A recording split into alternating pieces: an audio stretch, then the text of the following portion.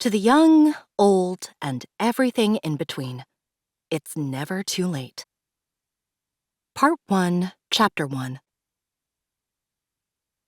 You cured aging? Veteran TV journalist Wanda Burnett asks the question with unblinking, slack-jawed awe as soon as Matilda Crown walks out from the shadows to reveal her new look. Her skin is porcelain smooth, with a light dusting of foundation and contouring makeup. Her sparkling eyes are framed by liner and mascara-coated lashes. Her auburn hair, styled in a pixie cut, shimmers under the studio lights. And her coral-colored strappy heels clash offensively with her blindingly white pantsuit. Honestly, she looks like a 25-year-old trying to channel her inner boss. But Matilda was the boss. She was exceptionally wealthy as the founder and CEO of Crown Cosmetics and Youth Services. She was known for her pixie haircut. She was known for her monochromatic pantsuits and impractical heels. Matilda was also 67 years old and looked every bit her age until that night on live TV. "Oh, Wanda," Matilda says with a wave of her now elegant, previously veiny hand. "That's ridiculous and legally inaccurate. We've cured the effects of aging." Goldie mouths Matilda's words with a roll of her eyes.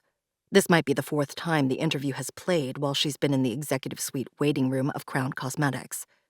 As part of the company's 20th anniversary celebration of its most popular and groundbreaking product, the fully remastered video of the interview is being played on loop on the wall of high-definition TVs. The serum, shorthand for the Crown Skin and Hair Ameliorating and Rejuvenating Serum System, is the world's only legitimate panacea for wrinkles and hair loss. Time will march on, and illnesses and ailments that come with age can still affect you. But you could have debilitating arthritis and severe bouts of dementia and not look a day over 25. It'll cost you, though. The monthly injections are about $2,000 each and have to be kept up. If users dare to stop, they'll appear as they naturally would at their age. "Did you cure your cancer too?" the interviewer asks. "Nope," Matilda chirps. "Still dying." "Why do this instead of trying to stay alive?" "We're all going to die eventually. If the lung cancer doesn't get me, some other cancer will." Matilda pauses. "Or maybe a bus will hit me." She sounds strangely excited by the prospect. Wanda seems too stunned to follow up with another question. "You can't treat all causes of death," Matilda continues. "The signs of aging, though, affect everyone in the same ways. I've been the only one bold enough to confront the issue as the universal affliction it is, and to come up with a real solution." "But even if you were only helping those suffering from your particular cancer, wouldn't that be a more worthy cause than looking young?" "Oh, Wanda, you're precious." Matilda emits a patronizing laugh and places a hand over her chest. "I'm not heartless for not investing in medical solutions for diseases. I just know it's a futile effort." She leans in closer to the interviewer, like she's confiding a secret. "To be frank, I'm a savior. I have come up with the solution to a battle faced by every single person on this planet: aging." The clip comes to an end with a fade to black and an in memoriam message for Matilda, who died a few weeks after the interview. Goldie was home from college for the summer during the original broadcast and was forced to watch it by her mother, Sun, who filled their bathroom with Crown products.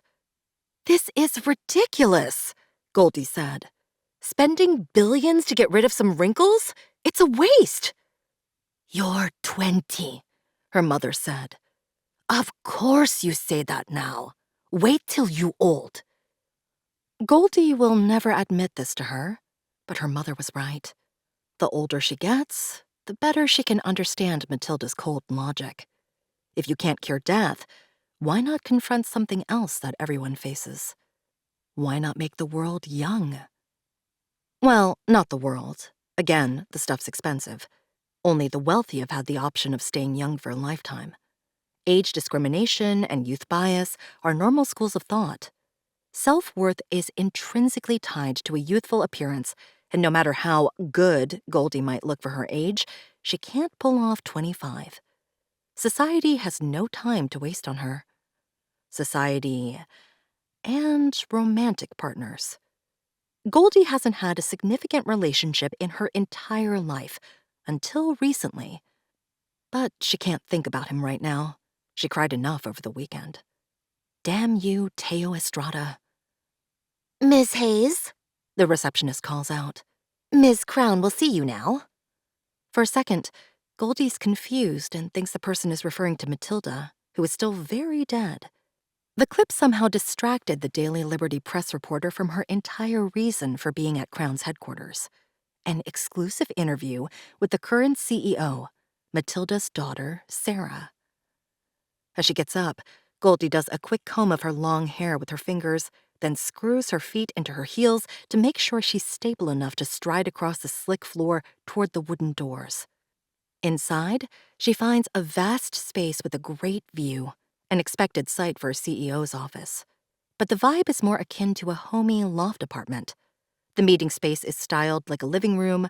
The large Crown brand logo on the floor is mostly covered by cushy couches with crumpled, slept-on pillows. The coffee tables are littered with papers, used mugs, an open package of Oreos. Her appraisal is stopped by the squeal of office chair wheels. Rising from behind a desk in a far corner is a tall, willowy figure wearing a pale pink button-up, straight-legged black pants, and comfortable flats. The casual look contradicts the reporter's more ostentatious expectations. Fedoras, feathered boas, fascinators. Apparently, she's been conflating rich people with early 20th century flappers. Goldie subtly shakes her head to dismiss the thought. She needs to make a more critical assessment of Sarah Crown, starting with what she knows from her research.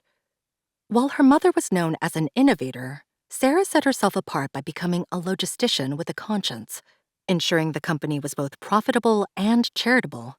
She also differed from Matilda by not using the serum for several years, until one day the news leaked that she showed up at a shareholders' meeting looking decades younger. As far as appearances go, the mother and daughter have the same auburn hair color, and that seems to be it. Matilda fought the aging process until her dying breath. Her daughter, on the other hand, despite her complete lack of wrinkles, seems comfortable being an obviously 60-something-year-old. While Matilda had a short, trendy hairstyle, Sarah's long locks are overdue for a trim. Matilda was known for wearing large, round sunglasses from the usual big-name Italian design houses. Sarah's face currently features the boxy, thick-framed reading glasses you'd find on any drugstore rack. Matilda always stood tall and poised, even in her later years. But Sarah's posture is poor, her neck tilted forward. Miss Hayes, welcome. Sarah greets Goldie brightly, interrupting the reporter's observations. The CEO rounds her desk to meet the reporter halfway in the room. I'm sorry for the wait. I wanted to finish as much as possible before we had our chat. Thank you for agreeing to see me, Miss Crown. I'll try not to take up too much time. I insist that you do, Miss Hayes. I've been looking forward to this for a while. The interview was scheduled a month ago.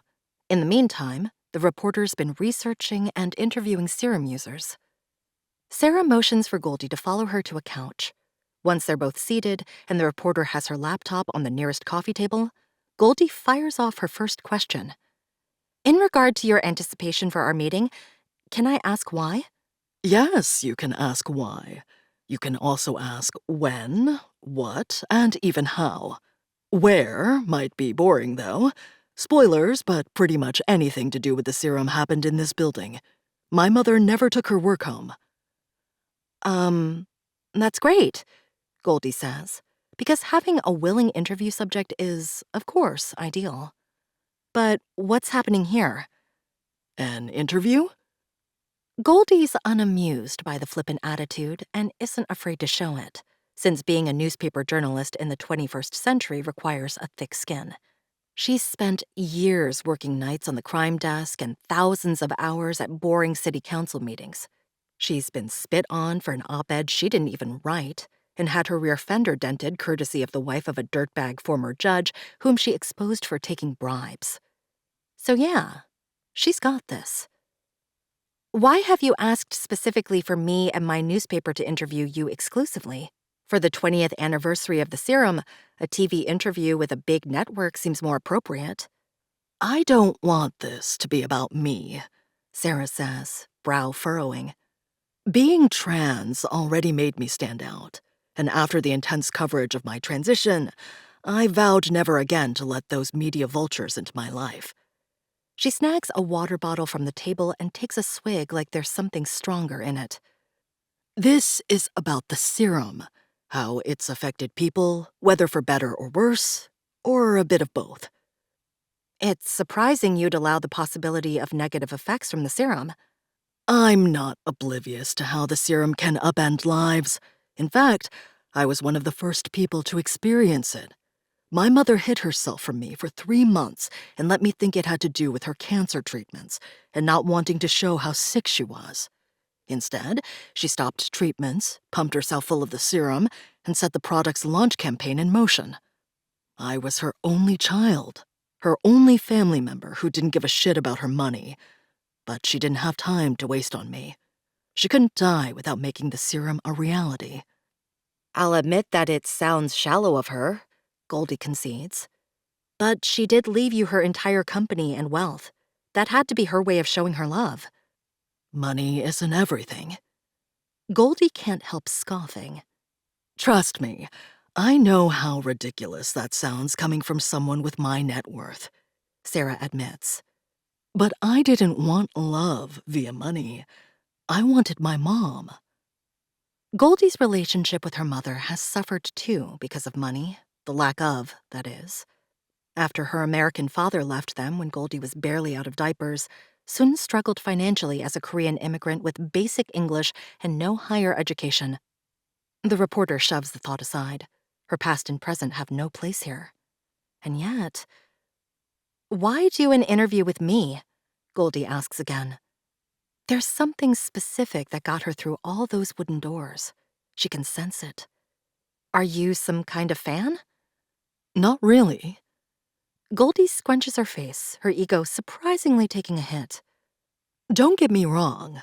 I respect your work, Miss Hays. And can I call you Marigold? You can call me Sarah. I think we're beyond formalities at this point. It's Goldie, actually. I just use my full name for bylines. Oh, both names are lovely. Goldie winces at the memory the comment conjures. Before she can get called out on it, the reporter doubles down on trying to regain some traction with the interview. If you're not a fan, then why me? Sarah sighs and crosses her legs, then leans back into the cushion. All that stuff I said about not wanting to do a TV interview was true. But there's another factor. Goldie makes a helpless gesture, imploring her to continue. Most TV news personalities, including the ones at small stations, use the serum. It's part of the channel's budget or their contracts. I know most newspapers don't have to make those same kinds of deals because their reporters don't have to be camera-ready. I decided to go with a local paper because the bigger ones, like the New York Times, pay more, and much of the staff will be serum users too. Why were you determined to get someone who hadn't used the serum?